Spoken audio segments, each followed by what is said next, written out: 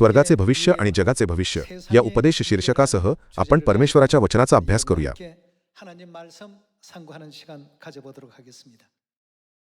सर्वात प्रभावशाली नेत्यांसह एक विशेष मेळावा होता.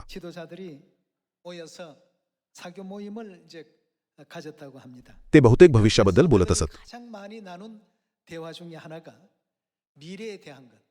या जगाचे काय होईल? तंत्रज्ञान किती पुढे जाईल? आपले जीवन कसे बदलेल? अशा प्रकारे त्यांनी भविष्याबद्दल चर्चा केली. हे ऐकल्यानंतर मी विचार केला, आपले भविष्य कसे असेल? सर्वजण, तुम्हाला उत्सुकता नाही का? आपल्या दैनंदिन जीवनातही जर आपण आजच्या जीवनाची तुलना 10 वर्षांपूर्वीच्या जीवनाशी केली तर बरेच काही बदलले आहे.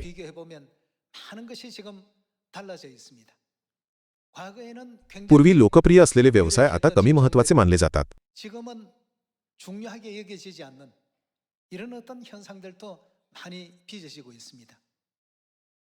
कृत्रिम बुद्धिमत्ता मानवी जीवनात प्रवेश करत असताना मानवतेचे भविष्य अधिक मर्यादित होत जाते.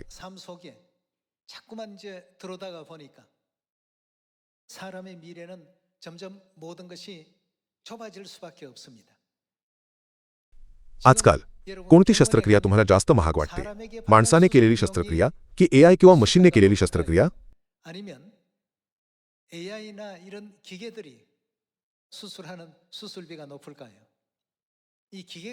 यंत्रांद्वारे केली जाणारी शस्त्रक्रिया अधिक अचूक असते.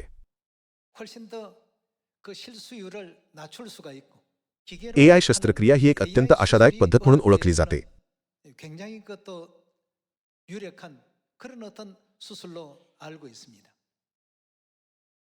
तथापि ते अद्याप व्यापकपणे स्वीकारले गेले नाही. मानव मागे पडू लागला आहे.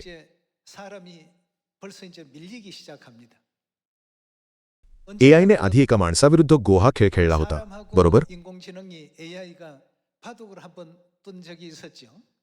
बातम्यांमध्ये ते खूप प्रसिद्ध झाले. मानव जिंकेल असे गृहीत धरले होते, परंतु त्यांनी एक वगळता सर्व गेम गमावले.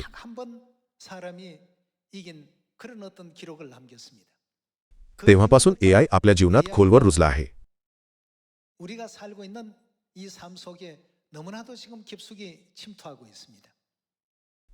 संगणक तज्ञ जे कोडिंग आणि तांत्रिक काम करत होते ते सर्व AI करत आहे. आणि परिणामी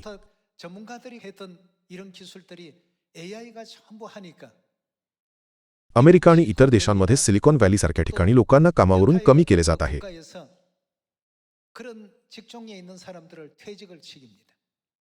सोप्या भाषेत सांगायचे तर यंत्रांचा मानवांवर कसा परिणाम होतो? ते सगळं काही ताब्यात घेत आहेत. ते अशा प्रकारचे भविष्य दाखवत राहतात. म्हणूनच परमेश्वर का म्हणतो यावर आपण विचार केला पाहिजे. पृथ्वीच्या गोष्टींबद्दल इतके आसक्त होऊ नका.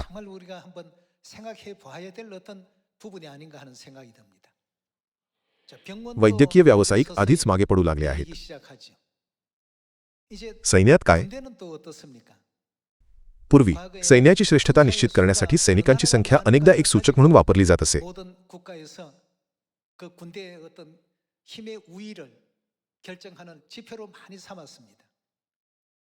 तथापि आता आपल्याला मानवांची जागा घेणारे रोबोटिक कुत्रे आणि इतर अनेक रोबोट दिसत नाहीत का?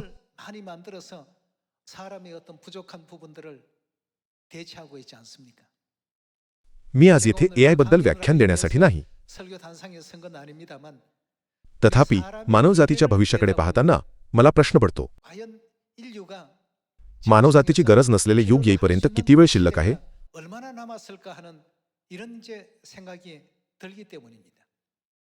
वृद्ध लोक त्यांच्या मुलांसोबत राहत नाहीत कारण त्यांना ओझे व्हायचे नसते.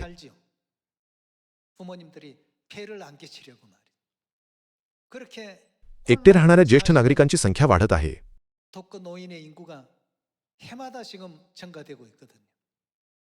त्यांची मुले त्यांची काळजी घेण्यासाठी वारंवार येत असतील तर बरे होईल, पण मुलांनाही संघर्ष करावा लागत आहे.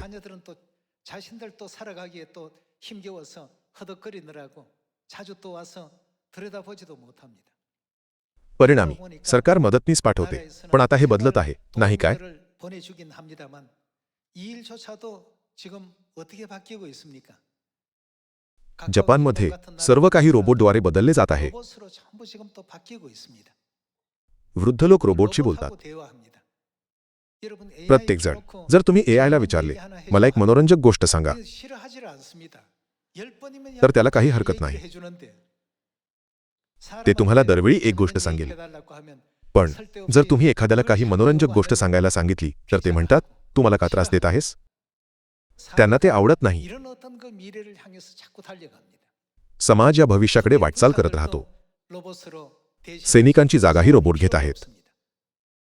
एआय रुग्णालयांमध्ये शस्त्रक्रिया करत आहे. AI가 하고 있습니다. माणसांची तितकी गरज नाही. 점점 필요가 없어집니다. कार असेंब्लीला मानवी कामगारांची फारशी गरज नसते. 별로 서지를 않습니다. 사람 서면요. मानवी कामगार विरोध करतात. अधिक पगाराची मागणी करतात. 달라 하죠. ते जास्त सुट्ट्या मागतात. 어?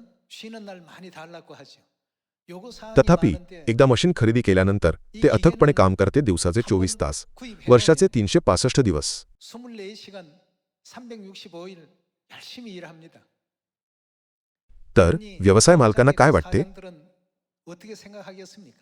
ते मानवी कामगारांना कामावर ठेवतील की एआय किंवा रोबोटिक मशीनवर अवलंबून राहतील. 로봇 기계에 의존하겠습니까? समाज या दिशेने वाटचाल करत आहे. 사회로 돌아가게 됩니다. 그럼 사람은 काही जण विचार करतील मग काम करावे लागत नसल्याने लोक आरामात राहणार नाहीत का. ते खरे नाही, कारण लोक त्यांच्या नोकऱ्या गमावतील. आपण एआयच्या युगात प्रवेश करत असताना लोक म्हणतात मानवतेचा सुवर्ण काळ, या पृथ्वीवर जगण्यासाठी उरलेला वेळ संपत चालला आहे. 시간들이 굉장히 참 얼마 남지 않았다라고 이 AI 시대에 와서 그런 얘기를 종종 이렇게 듣게 되거든요. तथापि मी तुम्हाला निराशावादी जीवन जगण्यास सांगत नाही. 삶을 살라고 이렇게 말씀을 드린 것이 아닙니다. मग आज सर्वात आनंदी लोक कोण आहेत. ते कोणत्या प्रकारचे जीवन जगत आहेत. 어떤 삶을 살아가는 사람들이 가장 행복할까? 제가 एकदा मी एआयला विचारले AI에게 कृपया स्वर्गातून खाली येणाऱ्या नवीन येरुशलेमचे अगदी चौकोनी संगणकीय ग्राफिक ॲनिमेशन तयार करा. 하늘에서 아주 천천히 내려오는 모습을 한번 그 CG로 만들어 줘 하니까 आणि ते बनवायला 5 मिनिटांपेक्षा कमी वेळ लागला. मी संगणक ग्राफिक्समध्ये काम करणाऱ्या लोकांना विचारले एआय वापरल्याशिवाय किती वेळ लागेल, आणि त्यांनी उत्तर दिले काही आठवडे लागतील. 하게 된다면 어느 정도 걸리냐 하니까 एआयसाठी जे 5 मिनिटे लागतात ते माणसासाठी आठवडे लागू शकतात. मी एआयला माताच्या त्यागाबद्दल एक कविता लिहिण्यास सांगितले. 몇 주씩 하니까 말이야. ते इतके हृदयस्पर्शी होते की मला अश्रू अनावर झाले. मला कविता आवडत असल्याने मी माताबद्दलच्या बऱ्याच कविता वाचल्या आहेत, 했더니 पण इतकी हृदयस्पर्शी कविता मी कधीही वाचली नाही. 쏟아지겠습니다. 저도 시를 좋아하기 때문에 어머니에 대한 시는 뭐 굉장히 많이 봤습니다만 अशा प्रकारे एआय एका सेकंदापेक्षा कमी वेळात कविता लिहू शकते. 보지를 못했어요. जर मी एआयला विचारले की मी एका कार्यक्रमाला उपस्थित राहण्याची योजना आखत आहे, 1초도 안 돼 가지고 다 만들어 주죠.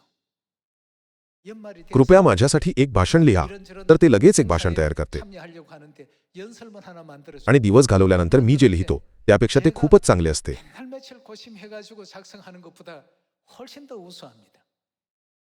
तर 이러니 कोण माणसाला कामावर ठेवेल. 누가 사람을 쓰겠습니까? ते कविता उत्तम लिहिते. गीतलेखन आणि संगीत तयार करण्यात ते उल्लेखनीयपणे चांगले आहे. 시게 합니다. 여러분 이런 어떤 सर्व लोकांनो, 시대 आपण 속에 अशा युगात जगत 우리가 आहोत. 지금 살고 있습니다. 이런 걸 हे मला 생각하는 विचार करायला लावते. 사람들은 या गोष्टी वापरणारे लोक एका नवीन जगात राहत आहेत. 살고 있구나 하는 그런 생각이 참 듭니다. 이런 어떤 त्यामुळे मानवजातीचा हा सुवर्णकाळ किती काळ टिकेल याचा मला प्रश्न पडतो. 골든 타임이라는 것이 과연 이게 앞으로 어느 세월까지 갈까 말이에요. काही जण म्हणतात 10 वर्षे, काही जण म्हणतात 20 वर्षे, पण मानवजातीबद्दलच्या बहुतेक चर्चेत स्पष्ट निष्कर्ष नसतो. 삶에 대해서 이 방향을 잡지 못하는 얘기들이 거의 대다수였습니다. तथापि एआय कितीही प्रगत झाला तरी ते स्वर्गाचे राज्याचे वर्णन करू शकते का. ते स्वर्गातील गोष्टींची जागा घेऊ शकते का. 천국에 대한 내용을 대신할 수 있습니까? पृथ्वीवरील गोष्टी एआयने बदलल्या जाऊ शकतात, परंतु स्वर्गातील गोष्टी कधीही बदलल्या जाणार नाहीत. 하늘의 것은 결단코 대치되지 않습니다. म्हणूनच सर्वात शहाणे लोक ते आहेत जे स्वर्गाच्या राज्याची तयारी करत आहेत. 천국을 준비하는 사람들, 천국을 향해서 달려가는 사람들. समजा एखादी व्यक्ती 10 वर्षांपासून इंग्रजी शिकत आहे. 한떡 해놨는데 웬걸요? तथापि जर तुम्ही तुमच्या स्मार्टफोनला किती आहे असे म्हटले तर ते इंग्रजी भाषांतर पटकन देते. तुम्ही इंग्रजीचा परिश्रमपूर्वक अभ्यास केला आणि शेवटी किती आहे हा इंग्रजी वाक्यप्रयोग शिकला, पण जेव्हा तुम्ही एआयला विचारता तेव्हा ते लगेच भाषांतरित होते. ते फक्त इंग्रजीत भाषांतरित होते का?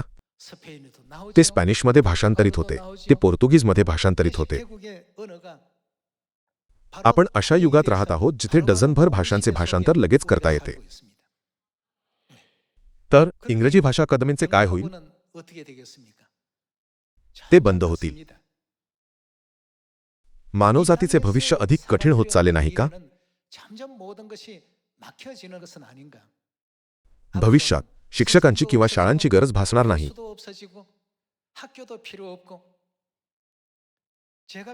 हे माझे स्वतःचे मत नाही. जग भविष्याकडे अशा प्रकारे पाहते.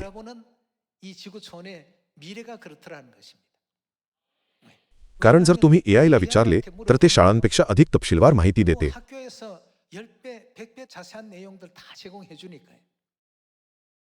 जर तुम्ही एआयला विचारले की ट्राफल्गरची लढाई काय आहे तर ते लगेच उत्तर देईल. जेव्हा तुम्ही विचाराल मला सेनापती यी सन सिनबद्दल सांगा तेव्हा ते क्षणार्धात स्पष्ट करेल, त्याच्या जन्माच्या वर्षापासून ते त्याच्या कामगिरीपर्यंत आणि सेओन्जो राजाच्या कारकिर्दीतील घटनांपर्यंत. विद्यार्थी अजूनही शिक्षक शोधतील का? हे या पृथ्वीचे भविष्य आहे. तथापि स्वर्गाच्या राज्याकडे वाटचाल करत असताना आपल्या भविष्याबद्दल काय? आजकाल लोकांकडे अशा नोकऱ्या आहेत ज्या आकर्षक दिसतात, पण ते एआयमुळे सर्व काही गमावतील. आपले काय?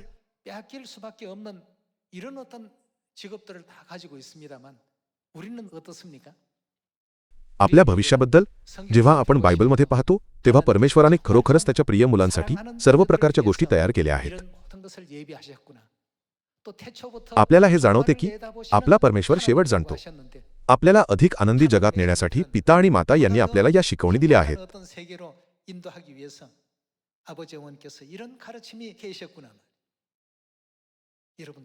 सर्वांनी आपण याला फक्त एक सामाजिक घटना मानू नये तर विचार करावा.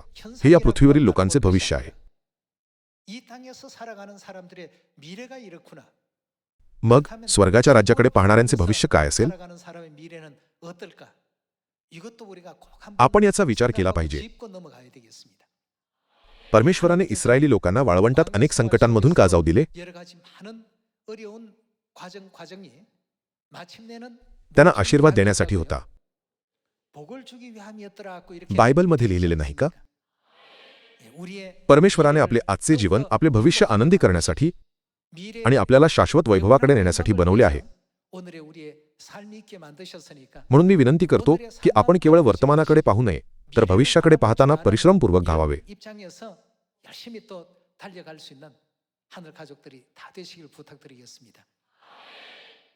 या आपण यशया अध्याय 46 वचन 10 वर पाहूया.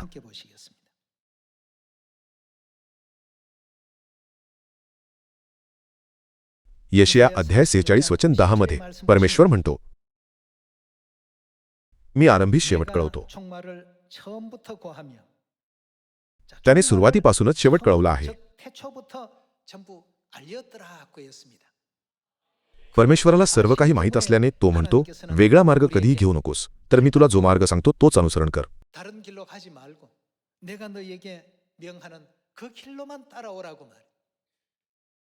परमेश्वर आपल्याला आज्ञाधारक राहण्यास भाग पाडण्याचा प्रयत्न करत नाही. उलट तो आपल्याला आपल्या उज्ज्वल भविष्याच्या आशीर्वादांचा मार्ग दाखवत आहे. तरीही लोक विचार करतात, मला परमेश्वराच्या वचनानुसार जगावे लागेल का? जीवन खूप कडक होणार नाही का? जेव्हा ते परमेश्वराचे वचन न समजता वाचतात तेव्हा त्यांना चुकून असे वाटते की त्यांना जे करायचे आहे ते करण्यापासून ते रोखले जात आहेत.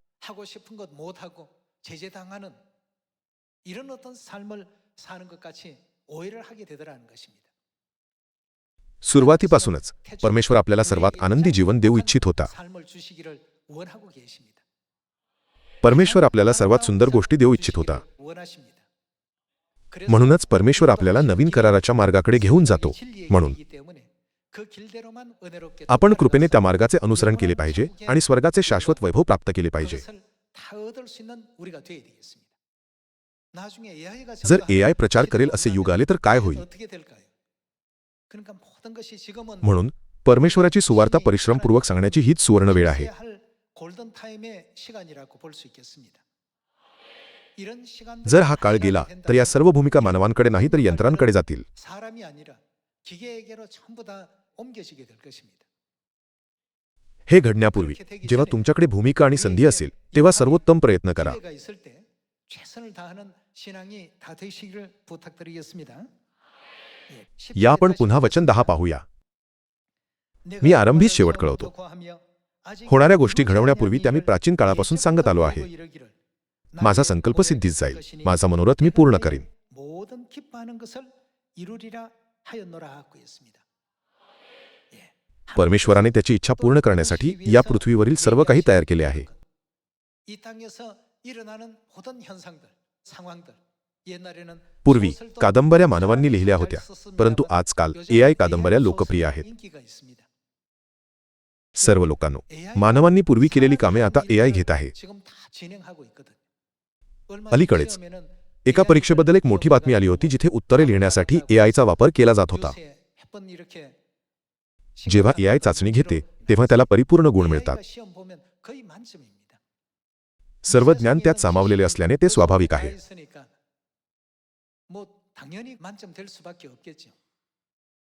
हे प्रश्न कसे सतत येत राहतात हे पाहून आपल्याला प्रश्न पडतो, या पृथ्वीवर फक्त जीवन जगणाऱ्यांचे भविष्य कसे असेल आणि स्वर्गाची आकांक्षा बाळगणाऱ्यांचे भविष्य कसे असेल? 추구하며 살아가는 사람들의 미래와 천국을 사모하면서 천국을 추구하면서 살아가는 사람의 미래가 과연 어떨까?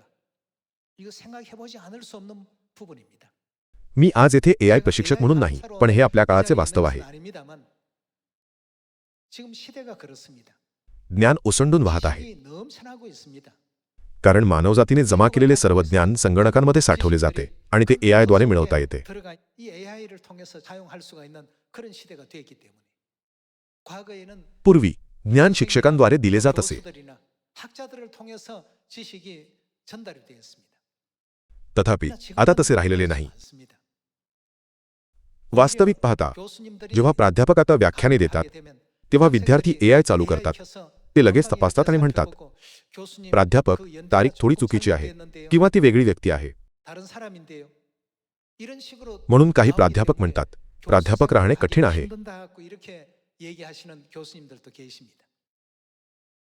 सुरुवातीपासूनच परमेश्वराने आधीच पाहिले होते की मानवजात अशाच युगात जगेल. या कारणास्तव परमेश्वर पवित्र आत्म्याच्या युगात दुसऱ्यांदा या पृथ्वीवर आला. स्वर्गीय पिता आणि स्वर्गीय माताने सर्व मानवजातीला सांसारिक लोभ, ज्ञान आणि अभिमानाऐवजी अधिक स्वर्गीय बक्षिसे मिळवण्याची संधी दिली आहे, नाही का? 하늘의 상급을 더 많이 쌓을 수 있는 이런 기회를 우리 모든 인류 인생들에게 허락해 주지 않았습니까? म्हणूनच परमेश्वराने आपल्या उज्ज्वल भविष्यासाठी सर्व मानवजातीला प्रकटीकरण अध्याय 22 दिले. 인류 모든 인생들에게 계시록 22장 이 내용을 전부 보냈습니다. अध्याय 22 वचन 17.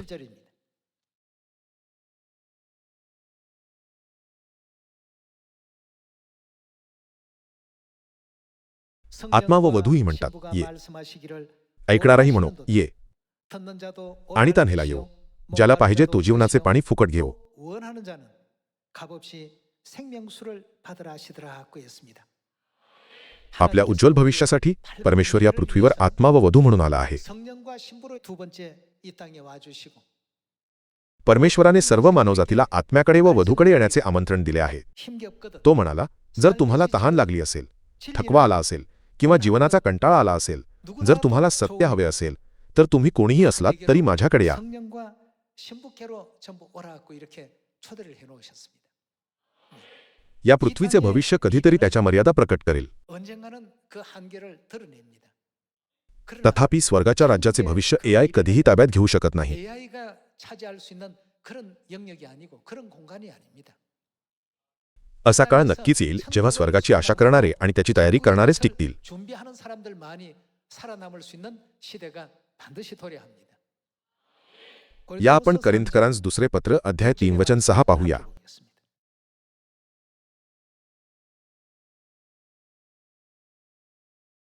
अध्याय 3 वचन 6. त्यानेच आम्हाला त्याने आपल्याला कसे बनवले आहे? नव्या कराराचे सेवक होण्यासाठी समर्थ केले. तो करार लेखी नव्हे तर आध्यात्मिक आहे, कारण लेख जीवे मारतो परंतु आत्मा जिवंत करीतो. नवीन कराराद्वारे परमेश्वर मानवजातीला कोणत्या प्रकारचे भविष्य उघडू इच्छितो?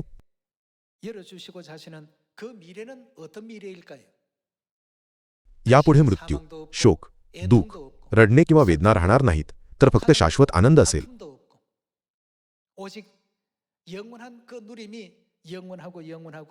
आपल्याला शाश्वत आणि सार्वकालिक वैभवाचे जग देण्यासाठी परमेश्वर आपल्याला नवीन कराराची माहिती देतो.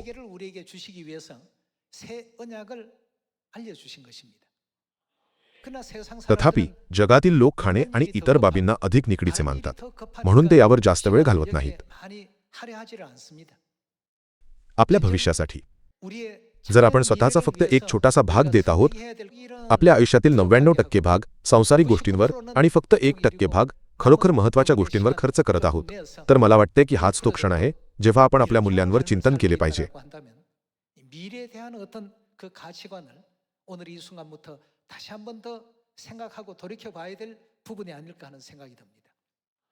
परमेश्वराने आपल्याला नवीन कराराचे सेवक का बनवले? नवीन कराराद्वारे आपल्याला मृत्यूरहित जगात नेण्याची परमेश्वराची महान इच्छा आहे. आपल्याला असे जग देण्यासाठी जिथे आता कोणतेही दुःख राहणार नाही आणि या पृथ्वीवर आपल्याला अनुभवलेले सर्व दुःख व क्लेश संपेल. परमेश्वर आपल्याला सांगतो, नवीन कराराचे सेवक व्हा आणि सर्व लोकांना सत्य सांगा.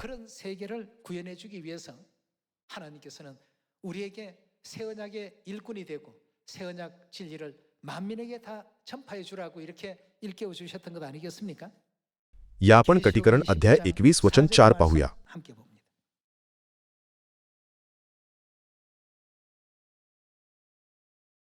या आपण वचन 4 पाहूया. तो त्यांच्या डोळ्यांचे सर्व अश्रू पुसून टाकील. यापुढे मरण नाही, शोक, रडणे व कष्ट हे नाहीत, कारण पहिल्या गोष्टी होऊन गेल्या.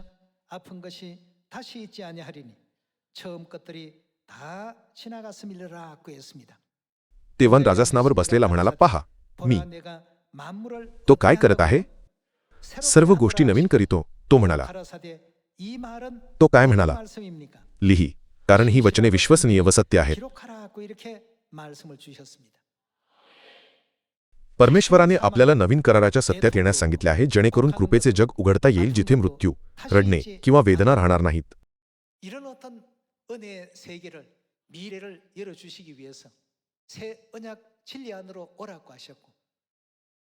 आत्मा व वधू मानवजातीला माझ्याकडे या असे म्हणत बोलावत नाहीत का?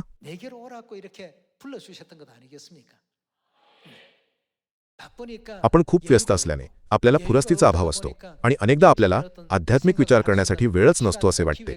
तरीही आपण आज या आशेने जगत नाही का की उद्या आजपेक्षा चांगला असेल?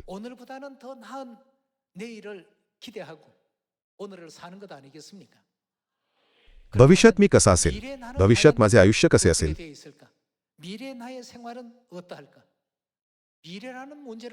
भविष्याचा विचार केला तर आपण ज्या श्रद्धेच्या मार्गावर चालत आहोत त्याचे परीक्षण केले पाहिजे.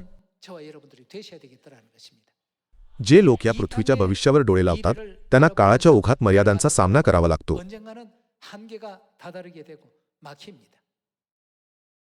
जरी या पृथ्वीवरील पर्यावरण खूप चांगले झाले तरी ते कायमचे आपले राहणार नाही.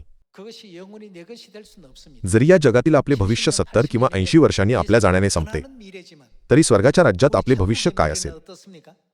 ते शाश्वत आहे. मृत्यू किंवा शोक नाही, नेहमीच आनंद आणि शांती असते. दररोज नवीन गोष्टी निर्माण होतात, कोणतेही दुःख किंवा वेदना नाही. परमेश्वर या पृथ्वीवर नवीन कराराचे सत्य प्रकट करण्यासाठी आला, जेणेकरून तो आपल्याला असे मौल्यवान जग देऊ शकेल.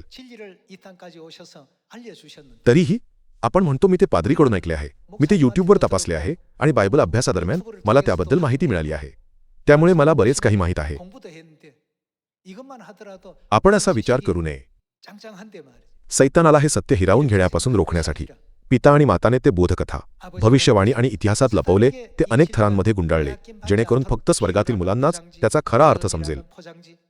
또 역사라는 포장지, 수많은 포장지에 사서 하늘 자녀들 외에는 진짜 정체를 म्हणून शिष्य येशूला म्हणाले, तू फक्त एला ए आणि बीला बी असे म्हटले तर ते सोपे होईल. 그래서 예수님께 제자들이 A는 A고 B는 B다. त्याऐवजी 쉽게 तू लोकांना 얘기해 विचार 주시면 करायला 좋은데 लावतोस, हे ते आहे का की ते हेच आहे. 이것이 그것인가 그것이 이것인가 त्यांनी विचारले, तुम्ही बोधकथांमध्ये का बोलता? 왜 비유로 말씀하십니까 하니까 천국의 비밀을 त्याने त्यांना 아는 उत्तर 것이 दिले, स्वर्गाच्या राज्याची रहस्य जाणण्याचे दान तुम्हाला दिलेले आहे, परंतु त्यांना दिलेले नाही.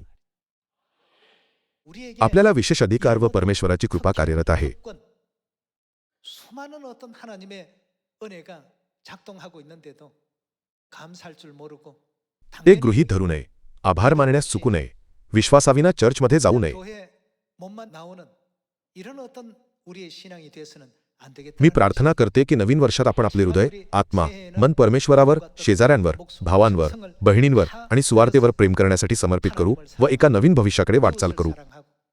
내 형제 자매들을 사랑하고 이 복음을 진실로 사랑하는 어떤 या आपण अध्याय 22 पाहूया. 새롭게 미래를 펼쳐갈 수 있는 해가 되었으면 좋겠습니다. 22장으로 한번 परमेश्वराने आपल्यासाठी अद्भुत गोष्टी तयार केल्या असल्या तरी काहींचा यांवर विश्वास नसतो व फक्त सध्याच्या परिस्थितीकडे पाहतात. हे निराशाजनक आहे. 여기에 대한 믿음이 없이 자꾸만 현실만 바라보게 되는 삶이 때로는 답답하기 그지없습니다. अध्याय 22 वचन 1. नंतर त्याने देवाच्या व कोंकराच्या राजासनांतून निघालेली नगरीच्या मार्गांवरून वाहणारी जीवनाच्या पाण्याची स्फटिकासारखी नितळ नदी मला दाखविली. नदीच्या दोन्ही बाजूंस 12 जातींची फळे देणारे जीवनाचे झाड होते. ते दर महिन्यास आपली फळे देते आणि त्या झाडाची पाने राष्ट्रांच्या आरोग्यासाठी उपयोगी पडतात. पुढे काहीही शापित असणार नाही, तर तिच्यामध्ये देवाचे व कोंकऱ्याचे राजासन असेल आणि त्याचे दास त्याची सेवा करीतील. ते त्याचे मुख पाहतील, त्याचे नाव त्यांच्या कपाळांवर असेल. पुढे रात्र असणार नाही आणि त्यांस दिव्याच्या अथवा सूर्याच्या प्रकाशाची गरज नाही, कारण प्रभू देव त्याच्यावर प्रकाश पाडील आणि ते युगानुयुग राज्य करीतील. सर्व लोकांनो, हे आपले भविष्य आहे. ते बायबलमध्ये लिहिले असल्याने आपण ते दुर्लक्ष करू नये. ही आपल्याबद्दलची भविष्यवाणी आहे. या भविष्यवाणीचे मुख्य पात्र म्हणून आपण आज परमेश्वराच्या भविष्यवाणीनुसार जगत आहोत का? आपण यावर विचार करायला नको का? परमेश्वराने परिश्रमपूर्वक काम केले आणि आपल्यासाठी हे उज्ज्वल भविष्य तयार करण्यासाठी त्याचे पूर्ण लक्ष दिले. तरीही जर त्याची मुले चुकीच्या गोष्टींवर आपला वेळ वाया घालवत असतील आणि शेवटी ज्याचा नाश होईल त्यावर लक्ष केंद्रित करत असतील तर हे कधीही असे नसावे. म्हणूनच प्रेषित पौलाने करिंथकरांस दुसरे पत्र अध्याय 4 मध्ये एक महत्त्वाचा संदेश दिला. या आपण करिंथकरांस दुसरे पत्र अध्याय 4 पाहूया.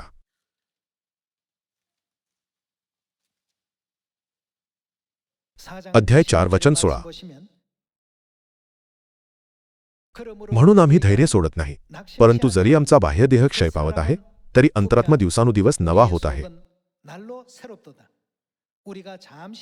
कारण आमच्यावर येणारे तात्कालिक व हलके संकट, लहान संकट, हे आमच्यासाठी अत्यंत मोठ्या प्रमाणात सार्वकालिक गौरवाचा भार उत्पन्न करते. आम्ही दृश्य गोष्टींकडे नाही तर आपण आपले डोळे कशावर केंद्रित करतो? अदृश्य गोष्टींकडे लक्ष लावतो. याचा अर्थ काय? याचा अर्थ स्वर्गीय गोष्टी नाहीत का? कारण दृश्य गोष्टी क्षणिक आहेत, पण अदृश्य गोष्टी, जे अदृश्य आहे ते कसे आहे? सार्वकालिक आहेत. जर आपण परमेश्वराने आपल्यासाठी तयार केलेले भविष्य जाणून घेतले आणि त्या समजुतीने जगलो तर आपले जीवन कितीही कठीण असले तरी ते ओझे वाटणार नाही. आपल्याला वारशाने मिळणारे वैभवाचे जग आणि गौरवशाली आश्वासने आहेत. आपण ही आश्वासने बायबलमधील केवळ शब्द मानू नये. ते प्रत्यक्षात येईल.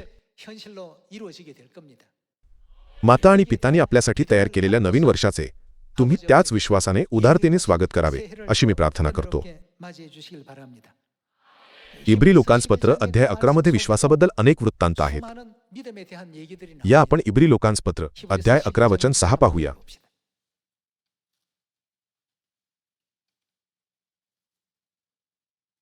आणि विश्वासावांचून त्याला संतोष येणे अशक्य आहे. 기쁘시게 못한다고 되어 있지 않습니까? 이 땅에 या जगाचे भविष्य आहे, परंतु परमेश्वराने त्याच्या मुलांसाठी ही भविष्याची योजना आखली आहे. 하나님께서 예정하시고 예비해 놓으셨습니다. त्या भविष्यावर आपल्याला दृढ विश्वास असला पाहिजे. 굳건히 갖는 우리가 되어야 됩니다. प्रथम चर्चमधील संतांनी छळ सहन केला. 그들이 많은 피박을 받고 때로는 त्यांना रोमन रंगमंचमध्ये सिंहांना खायला दिले जात असे आणि मानवी मशाली म्हणून जाळले जात असे. 인간 장대로서 그 불태워서 죽임을 당하기도 했습니다만 तरीही त्यांना त्या जीवनाचा पश्चाताप झाला नाही. कारण काय होते? 이유가 뭘까요? परमेश्वराने त्यांना भविष्याचे वचन दिले होते, त्यामुळे नव्हते का? कारण त्यांचा विश्वास होता. ज्यांचा भविष्यावर विश्वास नाही ते विश्वासाचे योग्य जीवन जगू शकत नाहीत आणि या जगातही योग्यरित्या जगू शकत नाहीत. 땅의 삶도 제대로 살지 못하는 그런 경우가 많이 생깁니다. 2026 मध्ये आपण परमेश्वराला संतुष्ट करूया. 하나님도 기쁘시게 해드리고 आपले खरे भविष्य स्वर्गाचे कृपाळू आणि गौरवशाली राज्य आहे, जिथे मृत्यू किंवा वेदना राहणार नाहीत. 다시는 사망도 없고 아픔도 없는 그 은혜로운 영화로운 천국 세계. करिंथकरांस पहिलेन पत्र अध्याय 2 मध्ये लिहिल्याप्रमाणे हा विश्वासाचा काळ असू दे, ज्यामध्ये आपण धैर्याने पुढे जाऊ. 사람의 마음으로도 생각지 못한 एलोहिम परमेश्वराच्या गौरवाबद्दल विचार करू, ज्याने अशा जगात एक अनंत भविष्य तयार केले आहे, जिथे कोणत्याही डोळ्यांनी पाहिले नाही, कोणत्याही कानाने ऐकले नाही आणि कोणत्याही मनाने कल्पना केली नाही. 생각하면서 힘찬 전진을 할 수 있는 믿음의 시간들이 다 됐으면 좋겠습니다.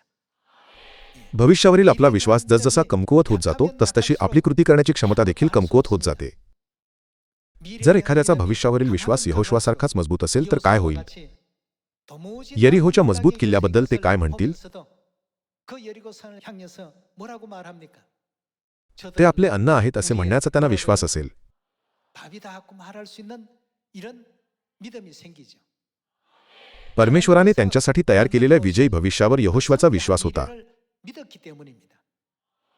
다른 사람들은 परमेश्वराने वचन दिलेल्या भविष्यावर इतरांचा विश्वास नसल्याने ते म्हणाले, 못했기 때문에 아 저들은 ते खूप मोठे आहेत, आपण टोळांसारखे आहोत आणि ते राक्षसांसारखे आहेत.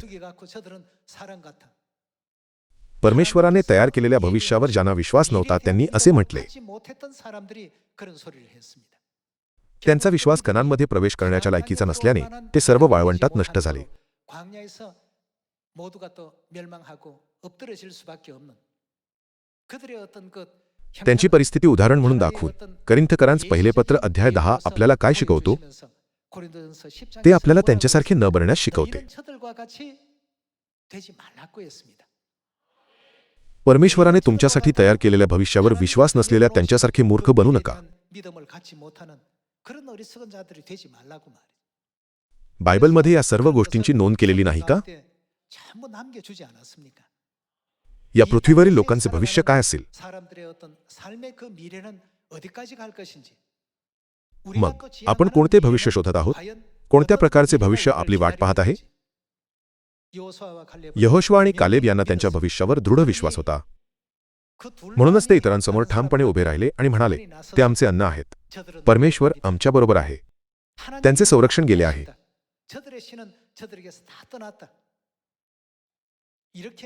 त्यांच्या विश्वासामुळेच त्यांना आत्मविश्वासाने बोलता आले नाही का? आमच्या प्रिय सियोन कुटुंबातील सदस्यांनो, मी तुम्हाला विनंती करतो की 2026 मध्ये परमेश्वराने आपल्यासाठी तयार केलेल्या भविष्यावर आणि त्याने आपल्यासाठी स्थापित केलेल्या वातावरणात आपण विश्वासाने पुढे जावे. तुम्ही खूप कृपा प्राप्त केली असेल अशी आशा बाळगून मी आजचा उपदेश संपवू इच्छितो. तुमचे खूप खूप आभार.